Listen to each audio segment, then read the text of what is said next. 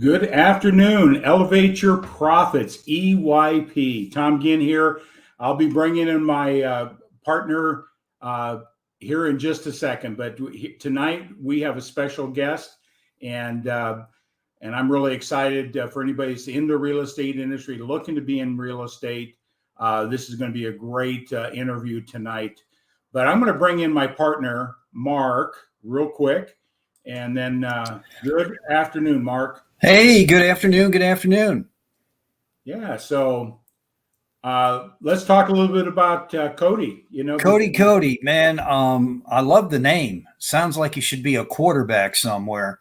But I'm really looking forward to hearing his story on how he approaches real estate, because what he's involved with, as you know, Tom, he explained a little bit, is very unique. It's not what you think.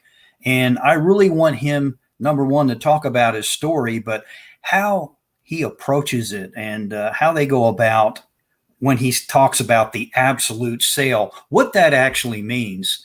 And I think that's going to be really cool to hear him express himself and get into the nitty gritty of what he's doing out there in the marketplace. Yeah, and I'm really excited to have him dive a little deep into that. But we want to make sure everybody is tagging and turning on their notifications, share this out. Part of our whole format here at Elevate Your Profits is to bring people in like Cody, who are cutting edge, doing things in the business space differently, his uniqueness, his differentiation. So our whole platform is to bring people in like Cody to give some value to anybody that's already in real estate or maybe looking to go into real estate. So we'll cover that. So Mark, I'm going to bring in Cody. And Cody, cool. Please do. I'm sharing it out to a bunch of people here right now. Sorry. Yeah. All right, Cody, we're ready to go, bud. Here we go. Hey guys, I'm sharing it out right now too. So that's cool. You gave us a different angle there. Beautiful. Thank you. I have some tricks. How you guys doing?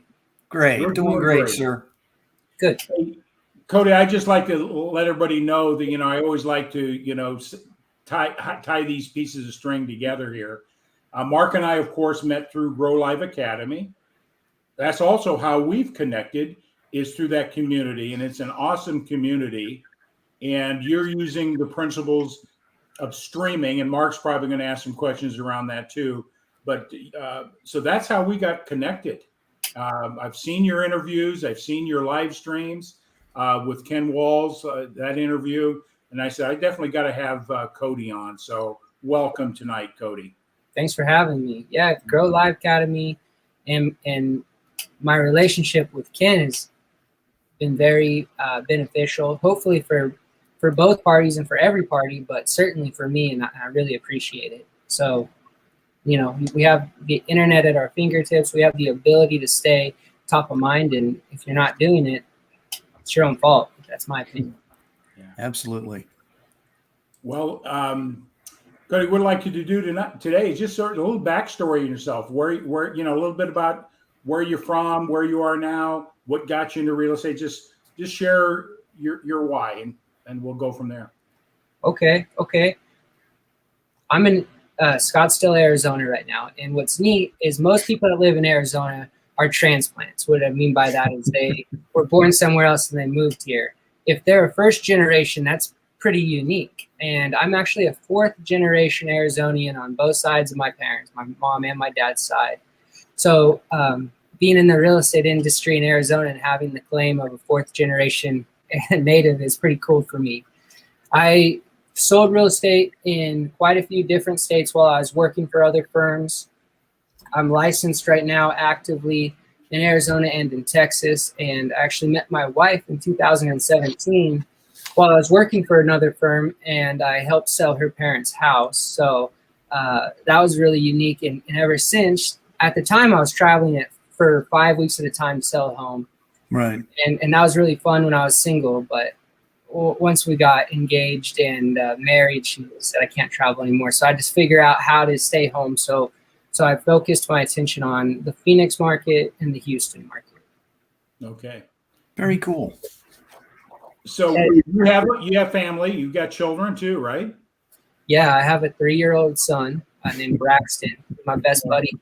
And then my wife is 35 weeks pregnant right now with a little girl. So her name's going to be Logan.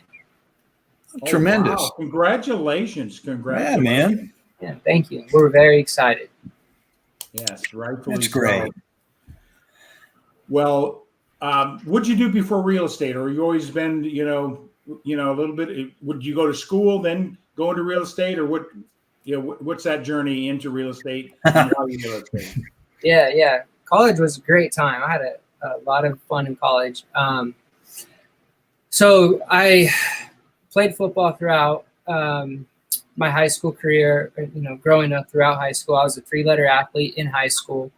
And let's see, the summer after I got into college, so it was 2008, it was actually Cinco de Mayo. I was wakeboarding and I had a wakeboard accident where I had to have a full knee reconstruction, and I had some arteries come detached, so I had to have those reattached and do some things, and that took me out of kind of the sports world and the competitive world. But I was in the business program at ASU, and that's under the W.P. Carey School of Business. And that same semester that I was injured, they had adopted the golf management program, which was an agribusiness program as well as a business program, and you got to play golf. So my parents said, "Why don't you try and do that?" And I did, and I loved it. But the deal is you had to be a 5 handicap or better. And when they interviewed me, I think I was probably a 35 or maybe a 45 handicap. But they liked me, and they gave me the opportunity to go through the program. A part of that was I needed to do 16 months of internship, 2 short ones and 1 long one. And during the long one, you couldn't get any school credit. So I asked where the best place to go was, and they said East Hampton, New York, or Long Island, New York. And I ended up going to an internship for, I think it was 8 or 9 months in East Hampton, New York, at East Hampton Golf Club. And one of the members there was really kind to me, and he was in the real estate world, and he told me, he said, "You'll never make any money in the golf industry, so you got to get out of the golf industry."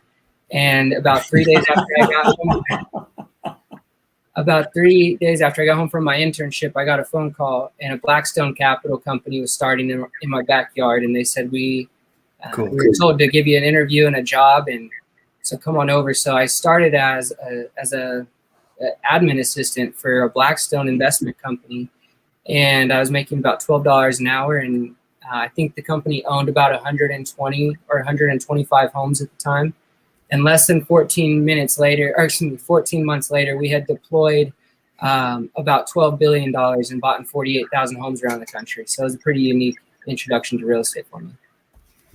That's on a big scale. That's big thinking. So we got a few people coming in here. Just want to acknowledge who we have. Hey, welcome, Robert. Robert is here. Yeah, I've been sharing this out, so people are starting to catch up to the shares. So, so you came in through Blackstone, sort of not directly in real estate, but it was that sort of gave you the introduction.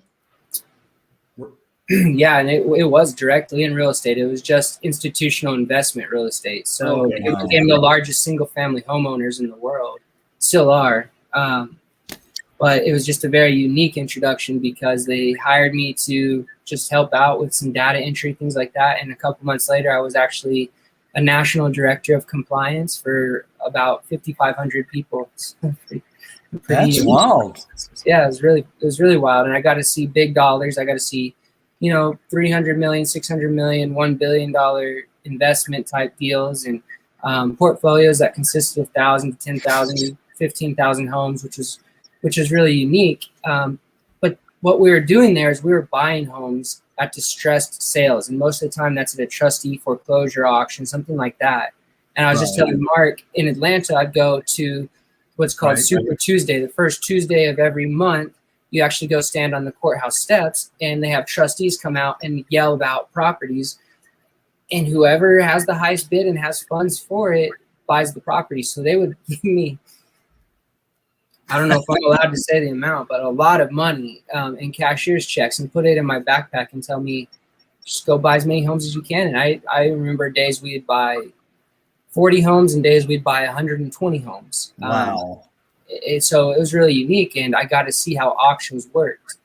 While I was doing that, and kind of towards the tail end of doing that, I met somebody who said, you're doing it wrong, because really the most luxurious things in the world, like a Picasso or a Van Gogh or high-end antiquities, or even cars like at Barrett-Jackson, the most luxurious things in the world, they're sold at auction. The city of Rome was sold at auction 500 years ago. It's not a new concept. And the reason that they're sold that way is because you really can't put a price, or how do you put a price on something like that? And you don't. So you have to allow the market, which is the buyers, to tell you what it's worth. And oftentimes when that happens, when buyers are competing, it sells for a little bit more than what anybody really thought it was going to sell for originally, right? Right.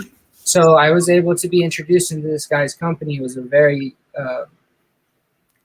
really cool opportunity. I learned a lot, got to travel a lot. They took good care of me, and that's where I met my wife. So it was really, really enjoyable, and a good experience. Yeah. So you were introduced to a different concept of what a lot of people look at: traditional real estate broker, buyer, seller agency, those type of things. And so you're taking what you high ticket homes, I presume, is what price range are you working with, and what type of? Yeah, no. So that's actually, so I should segue. So I learned a lot selling at auction. And that was an absolute auction, which means no reserve, and those were properties that were valued at $2.5 million and above. Those are high tickets, those are high dollar sales, but they're few and far between. So what's neat is I was actually able to partner with a technology company, and we've created basically a transparent bidding arena, very similar to eBay. And now I can do properties that are $300,000 all the way up to $30 million, all the same. The difference is the amount of time that you spend on marketing, the amount of dollars you spend on marketing, and so forth. So there's a few elastic pieces, but realistically, what I've done is I've taken the traditional real estate model, all of the security and certainty in the traditional real estate model, all of the timelines and sense of urgency that you find in the auction model, and I've created a hybrid model that I call an absolute sale.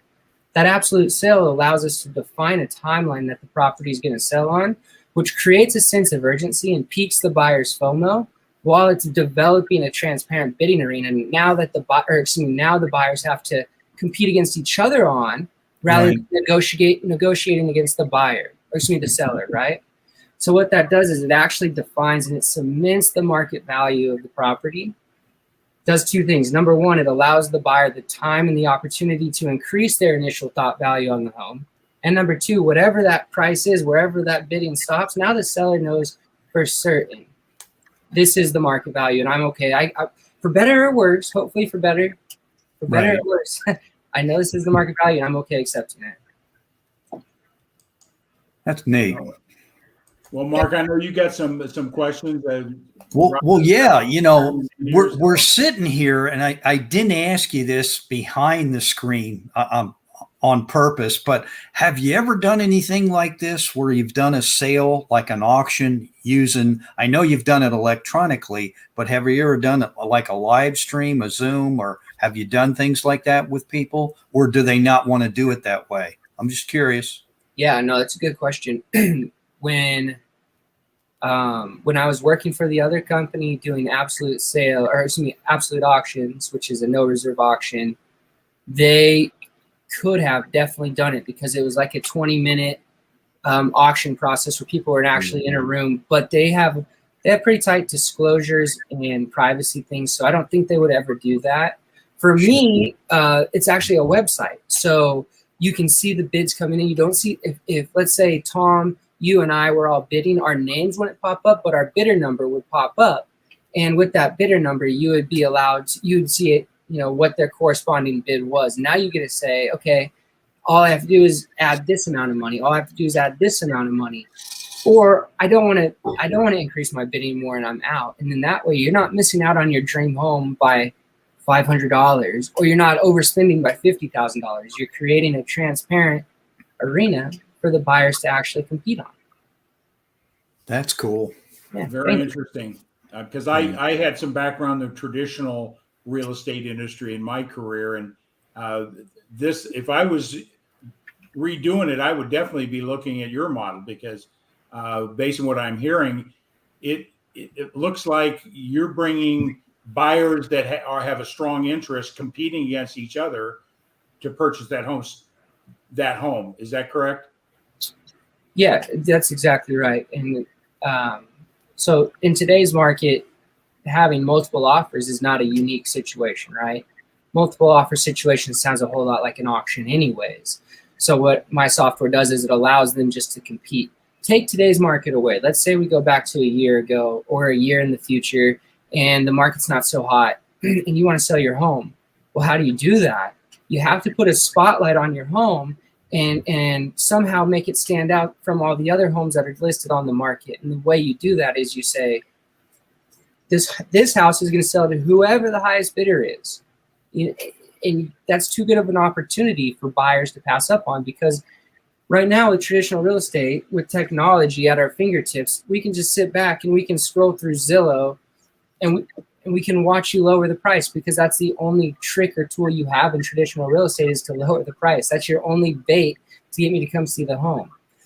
My bait is the timeline, because, hey, we don't want some other neighbor or somebody to come in and buy this house for $200,000. I can buy it for $200,000, right? And then it goes, well, can you buy it for $205,000? Can you buy it for $210,000?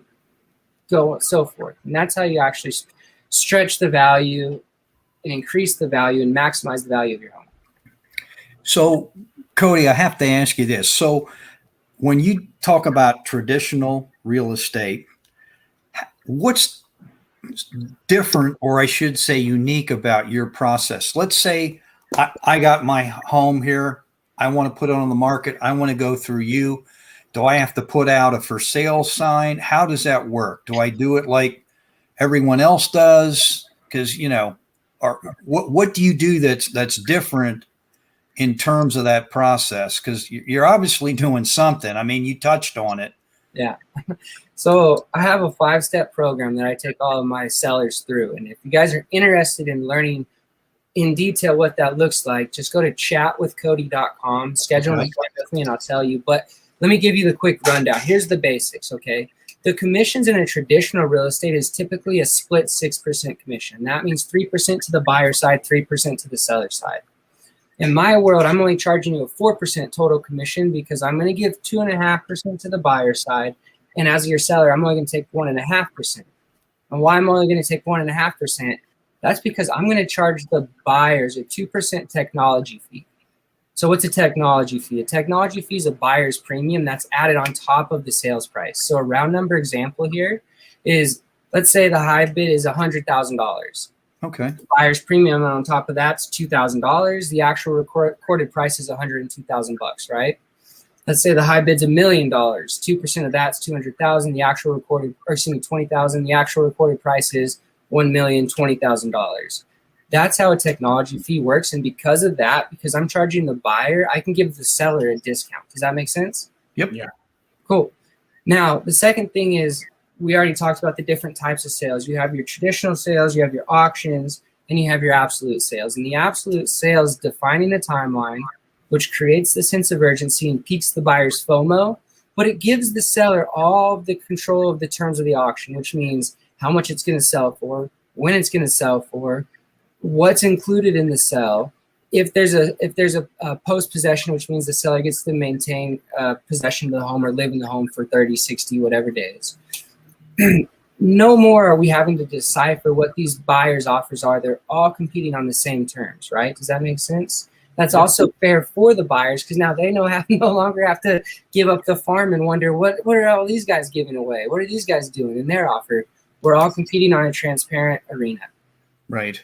Third thing is marketing. So this is probably really close to what you're asking, and a lot of people want to know, well, where do you market that's different than traditional realtors? And the answer is nowhere. I mean, I market in great places. I'm in the DuPont Registry, Mansions Global, Jet Set Magazine, your local business journals, the newspaper, plus on MLS. But the difference is not where I market, it's how I market. What I mean by that is I define a timeline that the home will sell on, and that message is so strong that it drives buyers to take action. Because we were just talking about, right now, buyers sit back in the shadowed corners of the internet and just watch you lower the price. Eliminate that and force them to take action, make them get in the game, because this is an emotional purchase and you need them to show up. And the only way you're going to do that is to force them. And the way you force them is by giving them a deadline, right? Right. Okay. Now there's 3 things that people want to know.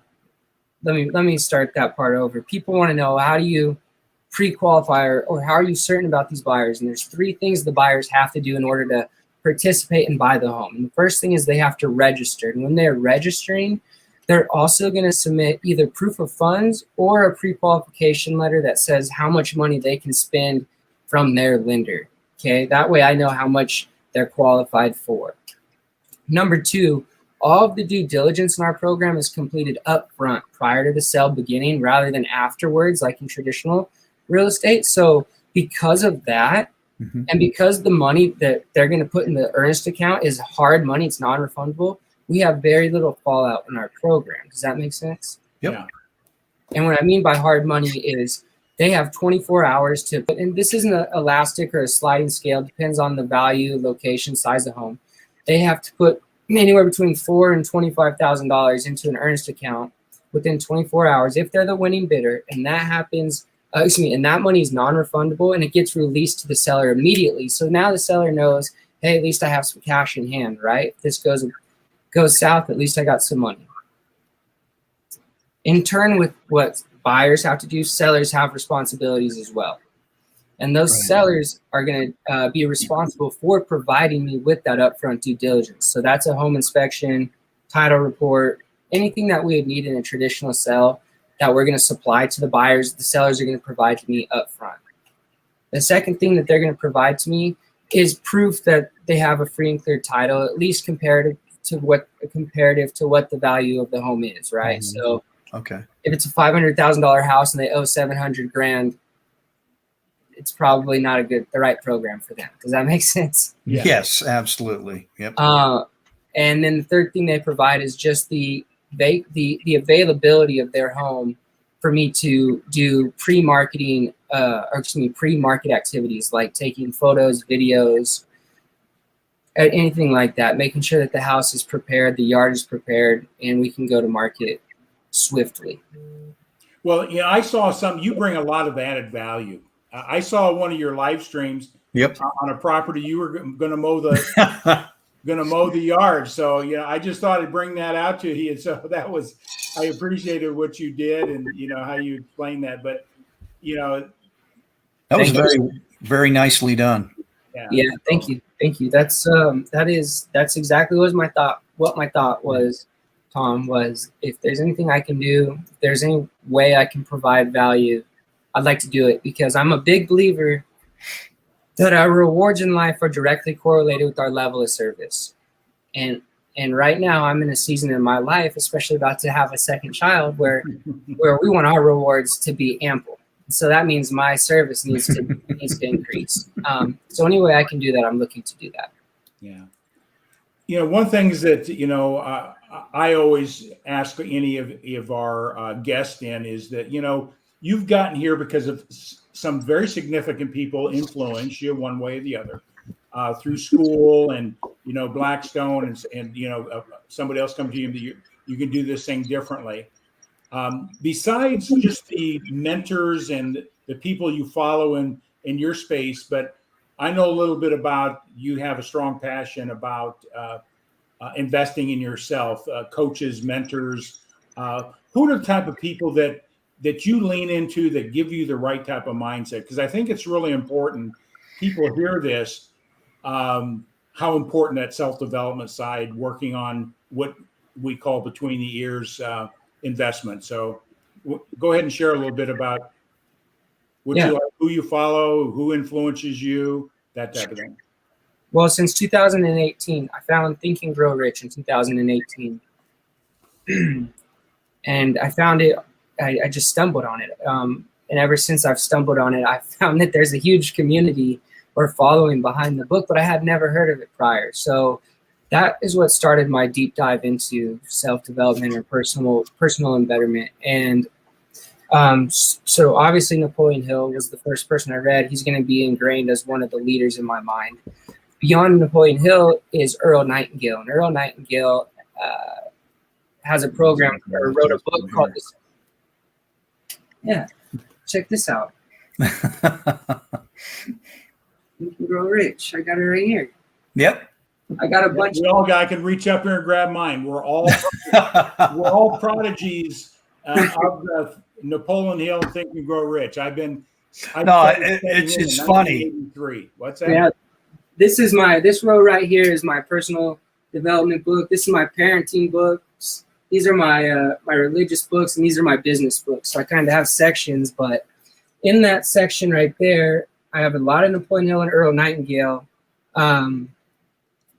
So Earl Nightingale's Strangest Secret, it's a book. It's also a radio program.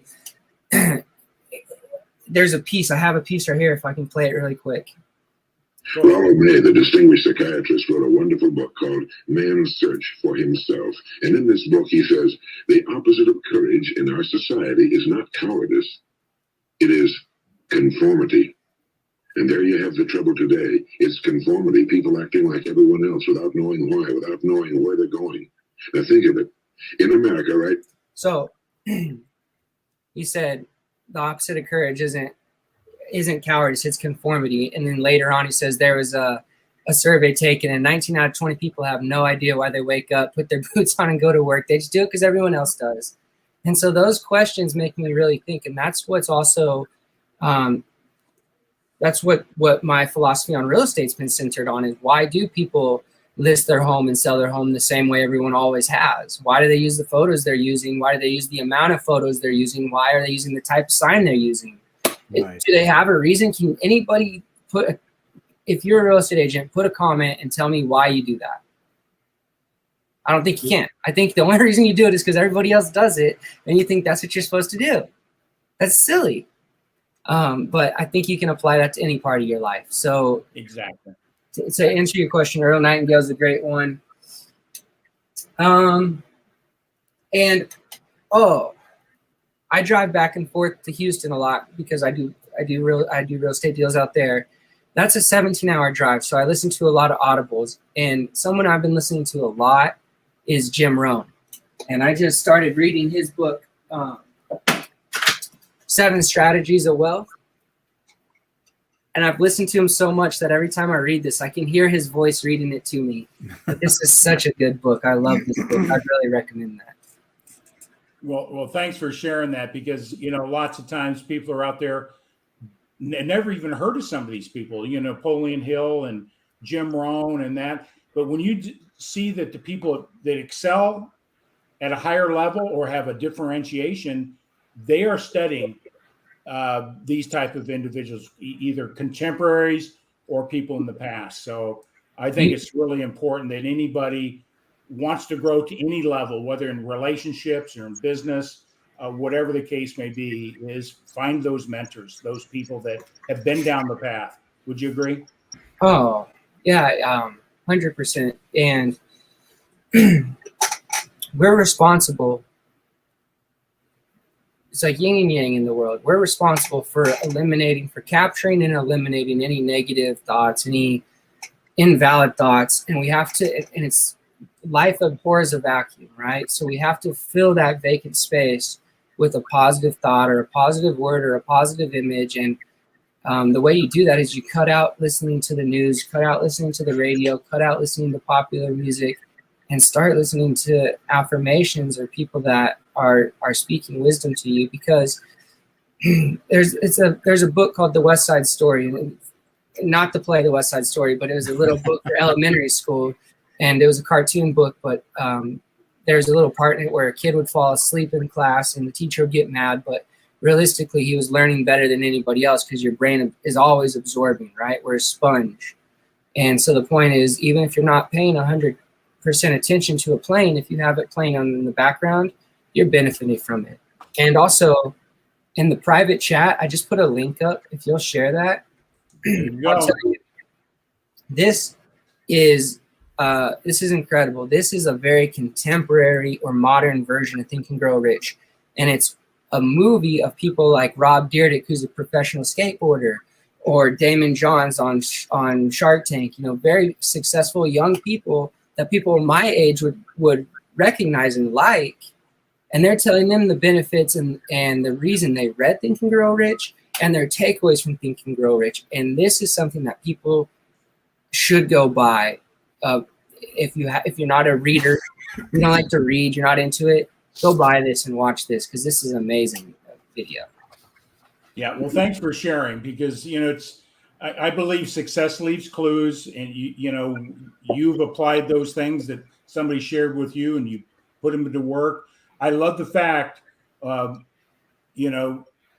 you feed your brain is what you end up getting. So negative thoughts, negative results, and I haven't had a TV in my home for 5 years. Oh, really? Yeah, I don't have. I can get as much news or sports, whatever I want. I've got other outlets to get that, but I believe in just giving myself positive information all day long. All day long. I'm not that committed. I have a TV and still like to watch it, but I just am selective about what I watch. Like this movie right here is something we like to watch, and But no, this is taboo. It's hard to approach it the right way. I'm not trying to be political, or I don't want anyone's opinion, and I won't give you mine. But during the coronavirus season, I think a lot of people were getting sick from the fact that they were being exposed to it visually and auditorily, and that it makes you a little bit more susceptible.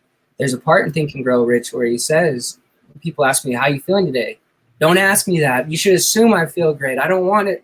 I don't want any other type of vibration being sent my way, or energy or thought being sent my way, other than, hey, you look great. You're feeling great. You're doing great. Not how you doing, or are you feeling okay?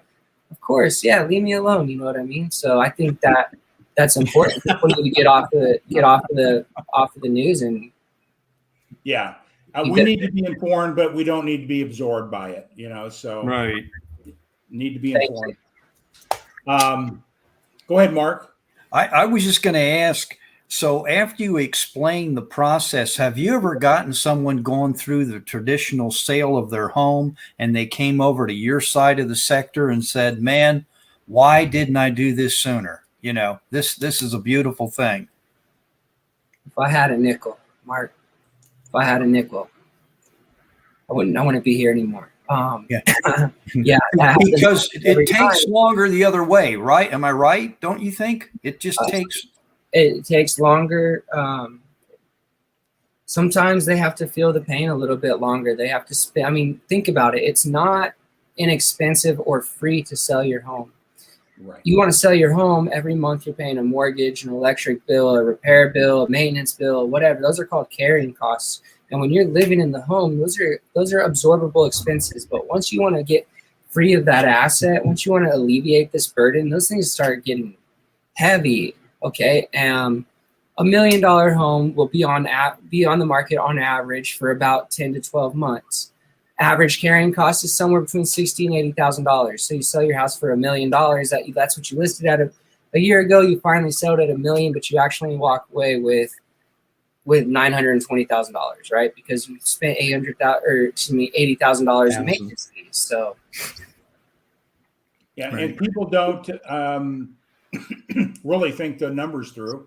But do you provide, introduce people on your website? Is there like an educational portable how this process works?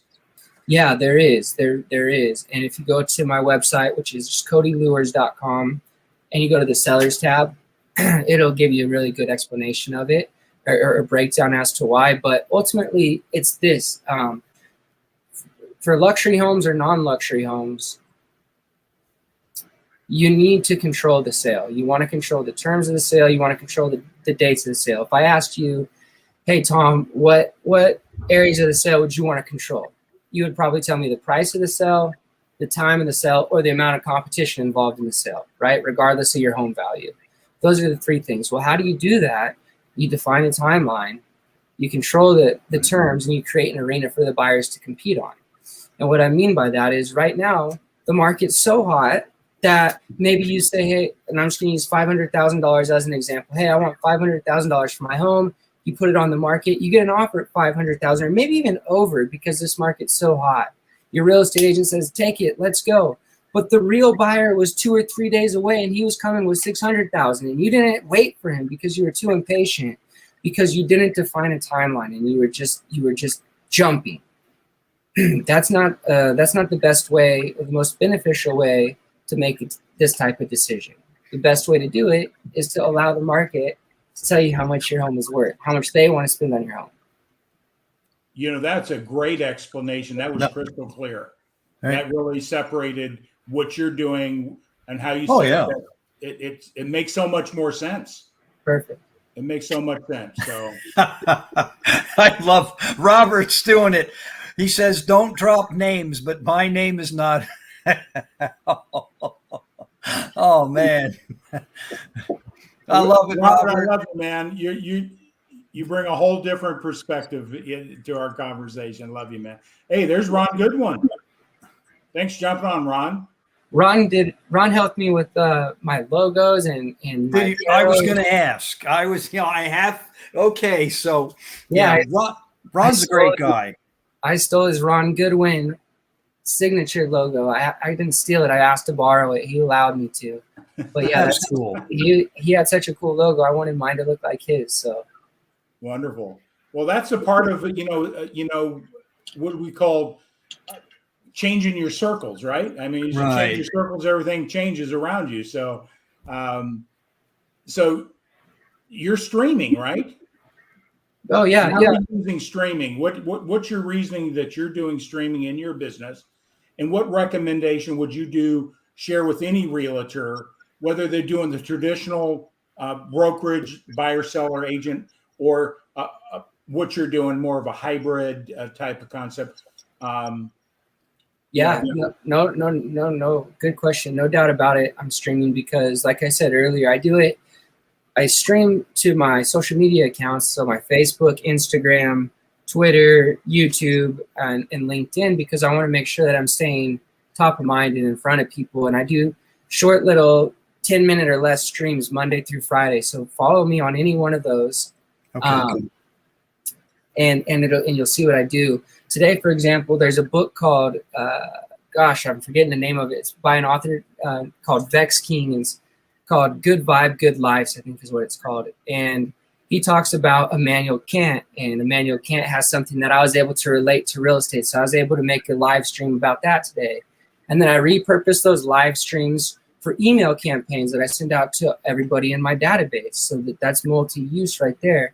But the main reason that I really love to use video and streaming is I use a platform called Hippo Video.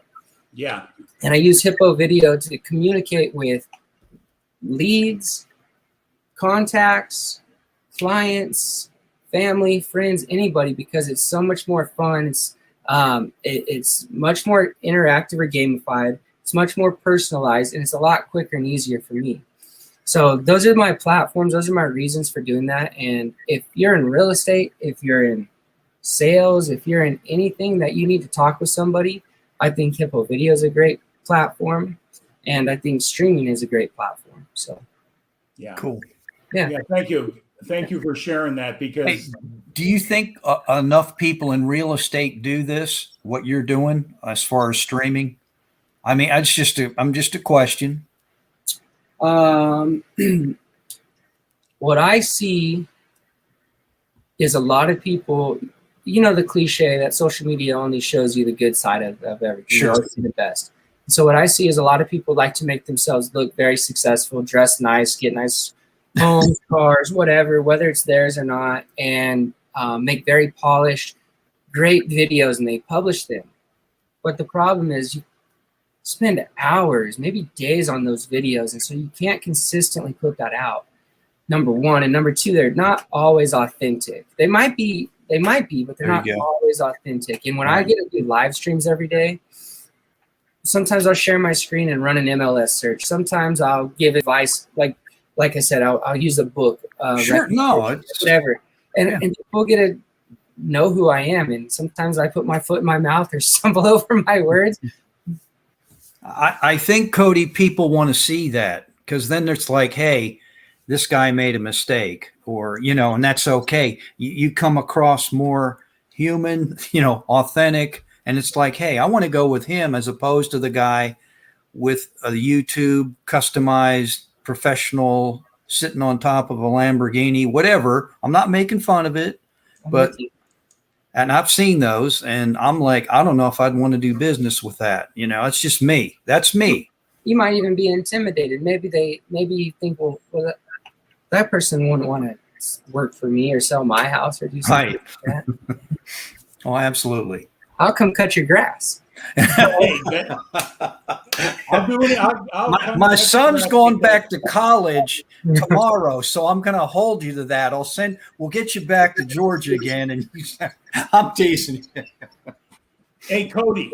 Yes. I got a question for you. Use Hippo. I use it. Mark uses it. Of course, in our network, we've been exposed to, cutting edge and ways to communicate and market ourselves, differentiation, building relationships quicker through these mediums. Do you have an affiliate link with Hippo? Yeah. Do you? Yeah. Of course. I did a year. I didn't want to put mine up there before you can give you that first opportunity. So if you got a Hippo link for yourself, put it out there. I'll send it over in the private chat. I can't post it, so I put it in the private chat. Okay. But I did a year-long mastermind with Jeffrey Gittimer and Joe Soto, which is how I really got him introduced and included into the circle here. And obviously Jeffrey wrote the book Go Live, and I was a big proponent and did live streams every day for a long time on his personal page, and now he's doing it on the Grow Live, or excuse me, the Insiders Club page. But those guys really drilled it into my head how important it was to stay in front of people and how to do this. And then also Jen Gittimer always talked about how important it was to have affiliate links. So I have a whole note page full of them. There you go, everybody. That's Cody. The reason I love this part of our conversation is part of what Mark and I do is how do you create multiple streams of income? If I use a product or service, I share it out with people.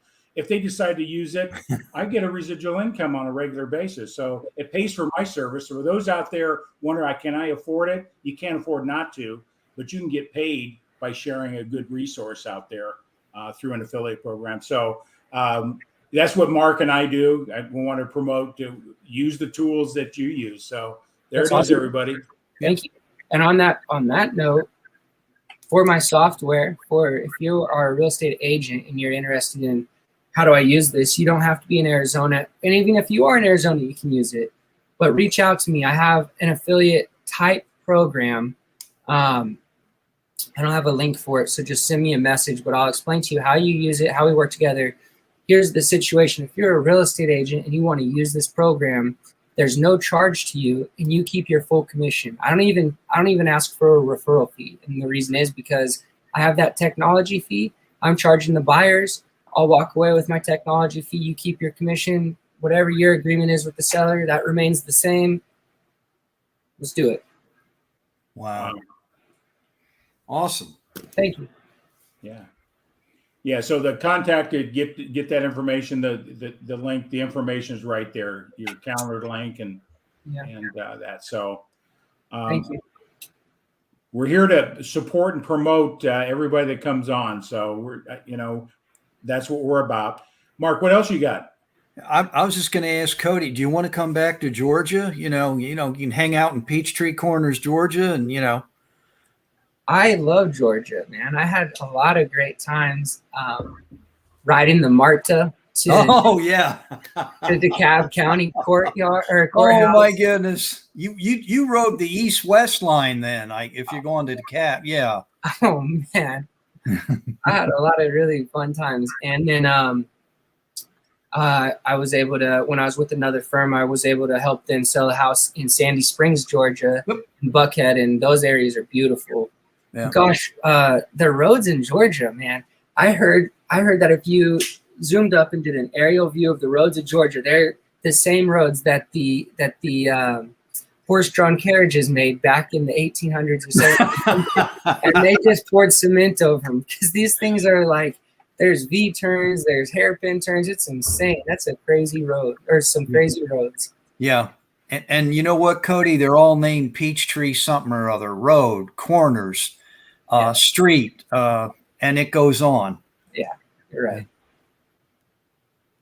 Yeah, look at Ron. Authenticity wins everything. Absolutely. And I think a lot of people, you know, and you know, today I did my stream in the morning, and boy, did I botch it up in a big way. I got dates and times and couldn't share a screen. But you know what? In the end of the day, it's who I am, and I just rolled with the punches, you know. So too many people get over concerned about how professional they look. I mean, I think authenticity is the highest level of professionalism that you can own. Sometimes we get caught up on what we look like and dress and the bling and whatever that is, but albeit it is important. There's a level of importance with that. And so Jim Rohn says, what's on the outside, or I guess what's on the outside is a reflection of what's on the inside, right? So if you have an organized personal life, then you're going to have an organized car and an organized office desk, and or so forth and so forth. So people can't be slobs. You can't be, you can't take away from the importance of trying your hardest, but you can't overemphasize or try and be somebody you're not. I think that's probably the best way to say it. Yeah, the old school of fake until you make it. I think people today can pick that up. I don't know. There's a fine line there. Yeah, I feel like I'm faking it a lot sometimes. Depends what type of conversation I'm having. In my coaching, we call that the imposter syndrome, you know. So. Well, I got the chameleon ability, or the chameleon effect. I can kind of blend in wherever I'm at. I got the gift of gab, and it allows me to get in there. Hey, Cody, I do have seriously a question. Everybody struggles, you know, and I'm not going to say fail. You have like a hiccup and you learn from it. Do you ever remember, like, I don't want you to get into all the detail, but like something that you really learned from? Maybe you didn't handle a transaction right, a deal, and, you know, it was reflecting upon you not being prepared or assuming something. Did you ever run into something like that when you first started out? I mean, did you ever do something?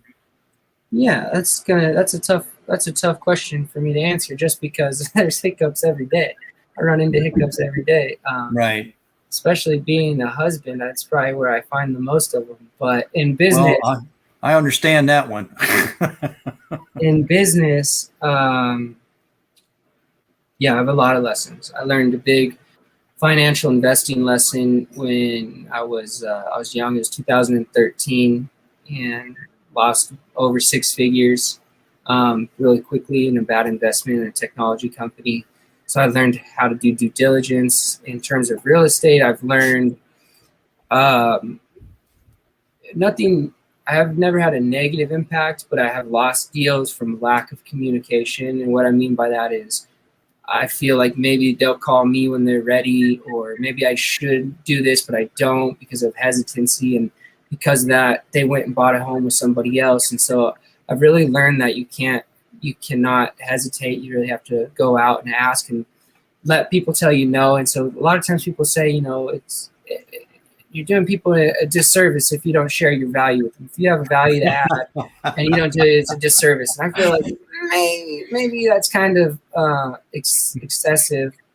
But if I can help you and you want help, then I should do everything I can to make sure I'm providing that. So a lot of times I'll end my emails or my phone calls or my text message with just making sure I'm doing my part. And if you want my help, do your part. You know what I mean? So right. That's a big lesson I've learned. And another lesson I've learned is, and this is not earth shattering, but it's new to me, is there's no reason to compete. All we need to do in this world is create, right? Create and collaborate. There's no sense of there's no such thing as competition. Competition is made up in your mind. And so all you need to do is create. And so that's a big lesson for me, is because a lot of times what I do is different than traditional realtors, and realtors face that with with hesitancy or questions, kind of saying, well, why would I do that? And it becomes a bickering rather than an opportunity to educate them. And so I've had to, now that was years ago, but I've had to really soften and explain to them how they benefit and why this is beneficial. And that's a lesson I've learned as well. Yeah. Ron just made a comment, sorry, and I'll try to do better next time. And mean it. And the comment before that, he's always busting me about being an umpire. So I'll say that the next time I blow a call, Ron, I'll say, hey, I'm so sorry. I missed that call, sir. Somehow in that arena, that never works too well, So, yeah. And the other thing, right, Ron, agree with me on this, Ron, is if you say sorry, you also have to ask for forgiveness. So you have to say, please forgive me. That's the key to an apology. Right. Yeah. Right. I've apologized enough to know that.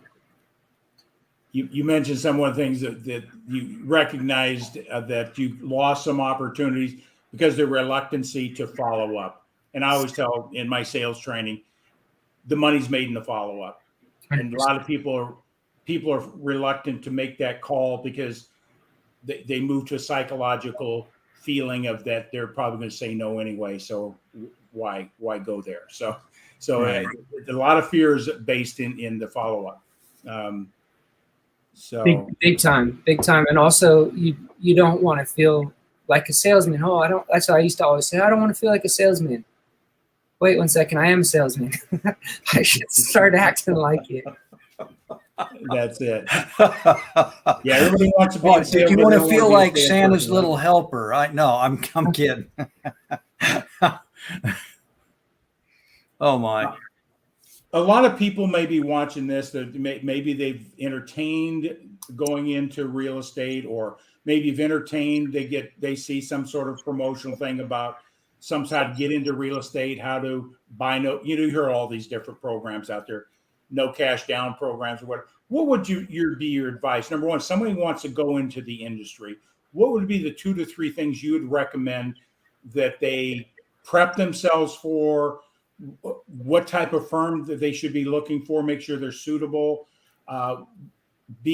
Whatever that advice anybody might be looking to go in that industry. Yeah, if you're a real estate agent or you're looking to be a real estate agent and sell some homes, what's important is that you're with a broker or brokerage that's going to be helpful and answer the questions. So I'm with eXp Realty. They're actually an international firm now.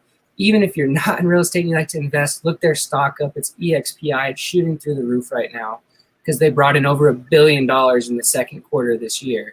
But the reason that I'm with eXp is because I can get an answer from my broker instantly at any time of the day, anywhere, because they're based on their whole thing is cloud based. It's all technology. So it's 2021, right? It's 2021. We should be able to get an answer right now. I shouldn't have to wait until you're back from vacation or until tomorrow when you check your email at 9 a.m. or whatever the case is.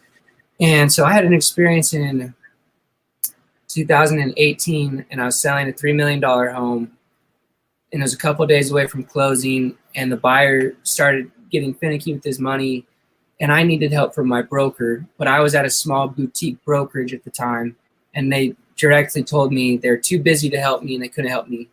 And this was, a $90,000+ commission that I lost because I couldn't get any assistance from my broker. So the next day after that deal canceled, I went to eXp and I talked with their brokerage and brokers, and I learned how helpful they were, and that's why I went there. Now, they also have a multi-tier or multi-level marketing program. So there's a lot of agents that are making a lot of money. There's people that are making $50,000, $60,000, $100,000 a month on their downline. And what I mean by that is they're recruiting agents that are recruiting agents that are recruiting agents. And these lower agents are selling homes, and the people on the upper side of that pyramid are getting paid. That's cool. And I have some people below me, but that's not my main reason or my main push in real estate. eXp's brokers are the best, and so that's why I'm there. That's what I would encourage people to look for, is somebody that will answer your questions and your calls instantly. Aside from, go ahead. Go ahead. I'm sorry. Go ahead. with I was just going to say, so aside from that, now we have to look at, we're licensed for selling real estate. What tools can we add to our tool belt to add additional value? Because I know you don't want to go mow your client's yard. So what else can you do to increase your value and make sure that you're separating yourself from the rest of the real estate agents? Well, you have to work on yourself, right? Work on yourself more than you work on your job. That's what Jim Rohn says, and a good way of doing that. What is EXP symbol? EXPI. EXPI. But so Jim Rohn says work on yourself more than you do on your job. The reason he says that is because your income will rarely ever exceed your personal development. So do these different training courses you can do. Go read a book that's called, or take the class. You can put the link up for the Lead in the Field program. That's a great thing. And the other thing is you can look at our programs like mine, like an absolute sales program or a marketing partner that can help you get the job done while everybody's benefiting. It's a win-win-win situation. And if it's not a win-win-win situation, you shouldn't do it. Right. Yeah, great. And, that's great advice for anybody that's in the industry or somebody looking into industry. But what you know of this industry and what you're associated with technology platform and a different business model, which is contrary to the traditional brokerage operation, where do you see this industry going? Do you think the industry is going to move more and more to a similar type model out there? Yeah, it's controversial, but I think the way of the real estate agent is going the way of the travel agent. And so what I mean by that is travel agents aren't very popular anymore, right? Since the advent of the internet, kayak.com, hotwire.com, whatever, you can book your own rental car, you can book your own train, your own plane, your own boat, whatever you need to do. You can do all that yourself. You can do it a lot cheaper and get the bare minimum rates. Well, what's happening in real estate is you're seeing a lot of iBuyers, and people think that means internet buyers. It's not internet buyers. It's institutional or investment buyers is what that means. And so you're getting a lot of iBuyers, and brokerages are becoming their own iBuyers. EXP has one called Express Offers. Coldwell Banker has one. Keller Williams has one. They're all going to have one soon. And so what's going to happen is the sellers are going to go direct to the broker. Why would the broker need a real estate agent? They're gonna go away. You have to be ahead of the curve. That's the deal. Brokerages won't go away. Real estate won't go away. But real estate agents, the middleman, will go away. Wow. Hey, that is a wake up, because a lot of people say that'll never happen in my industry, right? And look at all the different industries that technology has shifted everything. We can go right down the list from Uber and Lyft all the way, disrupting traditional ways of moving people from one point to point B. I mean, things are radically changing. So that's 100%. Amazon, right? PayPal, right? PayPal was Elon Musk's first baby, if you will. And now he's doing the SpaceX. And I just did a video and I said, okay, Elon Musk, well, really Richard Branson and Jeff Bezos have gone out of space in the last X amount of days. Well, how do they pick the people that go up on that airplane with them, or that rocket with them? How do they pick the crew, and how does the crew pay, or how do they price those tickets? And here's the deal. You have to be one of the smartest people in the world. You have to be an Elon Musk or Richard Branson or a Jeff Bezos to make those type of decisions. But in reality, now you can be as smart as Jeff Bezos, Richard Branson, or Elon Musk when it comes to selling your house, because they sell those tickets at auction. So if they're selling their tickets at auction and their properties at auction, why would you not sell yours the same way? Why would you not take a little tip from the wealthy? right. absolutely. So it's, times are changing, and a lot of people through the COVID said, well, I wish it'll get back to the way it was. Nothing's going to be the way it was. Never is, and never has been, right? I mean, we just look at COVID and circumstances, wish we can get back. But if you look at the timeline of history, nothing's ever the same. Every day is a new day, a new creation, and you got to adapt. Would you agree? Yeah, I think yes and no. I think yes and no. If I can play devil's advocate, I'm gonna go back to Jim Rohn one last time for this call. He says in the early '80s, he was in a boardroom with a bunch of big wigs, and they said, "Hey Jim, you know a bunch of people around the world. Tell us what the '80s are going to be like." And he said, "You guys, gentlemen, you're right. I know everybody that I need to know, and I can tell you exactly what the '80s are going to be like. It's going to be about as it's always been, because things don't change that often. We're getting thrown curveballs. We're getting thrown these things, and we do adapt, but things don't change because you're still paying your bills. They're still coming in. You're still making dollars. They're still coming in. In my opinion, you put one foot in front of the other and you move forward every day." Yeah. And that's it. And you find your groove and you stick in it. And COVID scares people and changes people, changes things, adjusts our path maybe a little bit, but as long as we're moving forward in faith, right? Like like Norman Vincent Peale says, trust yourself, have faith in your abilities, believe in yourself. No problem. Just move forward. Yeah. That's the way I look at it. That's the mindset of a person wants to grow, and when you grow, you have success. I mean, Right. you just keep growing in that direction. What else, Mark? I mean, that's pretty much it. I love the way, Cody, thank you again for explaining the absolute sale and what you do within EXP, that framework. It's very informative. And the reason I asked you a couple of questions on a personal note, I'm not going to get into all the details, but,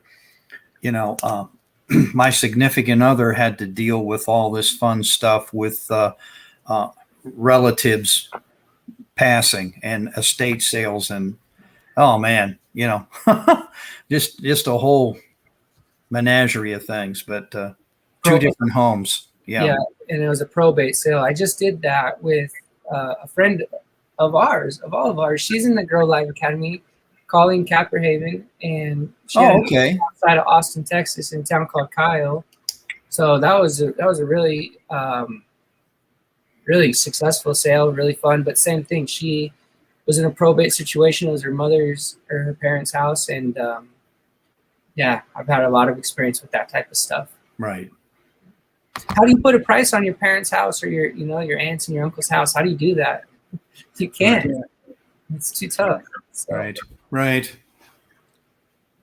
Yeah, Well, Cody, we'll love to have you back again, and maybe absolutely more specific strategies or thoughts about your industry and what you do that you can influence anybody in the audience out there. That's what we're about.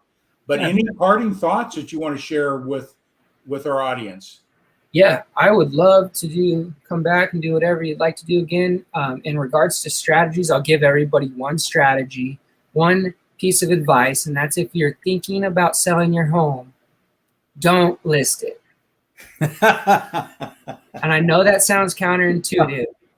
But go to maxsellingprice.com. Maxsellingprice.com. I'm just give me a second. Let me create a banner for that so it's up there. So maxsellingprice.com. Yeah, go to maxsellingprice.com. I have a video there. It's about 18 or 19 minutes long. It'll explain the program in detail and why you'll want to talk to me. After you watch that video, you just schedule a call with me. You can do that from the website or chatwithcody.com. And we'll talk about your home specifically because my program's tailored for each individual home and seller. Yeah. So it'll work out perfectly. What's that domain again? maxselling.com? Sellingprice.com. maxsellingprice.com. Okay. I hope my dyslexia doesn't get in the way here. Okay. There we go. Is that it? It's perfect. Beautiful. Perfect. Well, check that one out. I'm going to, if Mark, anything else? No, that's it. And, now you gave me that. So that's another tool. Gee, I wish you would have had that like maybe 11 months ago or something. It wasn't my deal, Cody. That's okay. It never is. It's no big deal. But now you have it and everybody else does. So moving forward, it's available. Yeah. We're going to, if any other questions, Mark, are we good? Oh, we're good. We're excellent. Okay. And Cody, thank you so much for taking time to share with us. And I just want to say thanks to the audience for their comments. And, you've enlightened me on the ins and outs of what to expect from real estate from people like yourself. I think that's tremendous what you're doing. Cool. Thank you very much. Happy to be here. And thank you for the invitation. Yeah, I'm going to put you in the back room. Hold on for a couple of minutes. Mark and I are going to make a couple of announcements, and then I want to get some information from you in closing here. So, perfect. Again, thank you for being here. Thanks again, Cody. It's an honor to have you here. And again, thank you for your contribution in the program that I introduced you to as well. I appreciate that much. More ways to say thank you than I have words right now. So, you ready to go? Yep. All right. Wow. Something new. I love that. I love what's happening. How he's great guy. I want to hire him so he can cut my lawn. No, I'm teasing. I kiddingly said that because Teddy is leaving tomorrow. So, yeah. Yeah. So. But, Mark, we've got, I just want to make an announcement for everybody. Who do we got coming in next week? Next week is the 16th. And make sure I say this right. A.B. Gabor? A.B. Gabor, yes. Yeah, which is short for Abraham Gabor. Yeah. Yeah, he's associated with Mark and I in one of our business entities of cost reduction strategies for individuals and businesses. He's going to come on and he's going to share his story. He used to have 6 grocery stores in New York City, made a transition to do something that provided less headache, less employees with what he's doing. So I really look forward to introducing A.B. Gabor next week. So that's our guest. What's happening Thursday, Mark? Well, Thursday at 7:30 p.m. Eastern, 6:30 p.m. Central, and 4:30 p.m. Pacific. I think I got all the time zones in there that count, but the main one is the 7:30 p.m. Eastern. Eastern time's where it's at. I know some people don't like when you say that, but that's just how it is. It's easier to do the math from the East Coast to the West Coast and try to. I've given up. I'm going to use the East Coast all the time. Let people do their own math, So math wasn't one of my strong suits. That's all right. I mean, there's all sorts of times out there. What are we covering on Thursday? Man, Mark? We're going to get into this pillar thing again, and it's going to be more in depth, and you need to check this out. And the one thing I'm going to say about this is a common solution for, and when I use this analogy, please don't get upset, but Aaron Copland wrote a composition, Fanfare for the Common Man. That is a true composition, and this is financial fanfare for the common man. Excuse the word man or person or persons.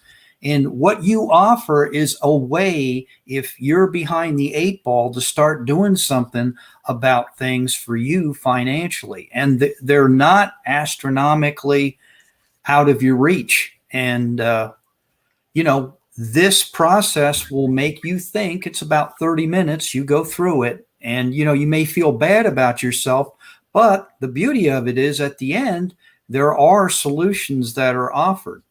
Yeah. Yeah, what we're covering here for those out there is the 8 silent killers to wealth building strategies.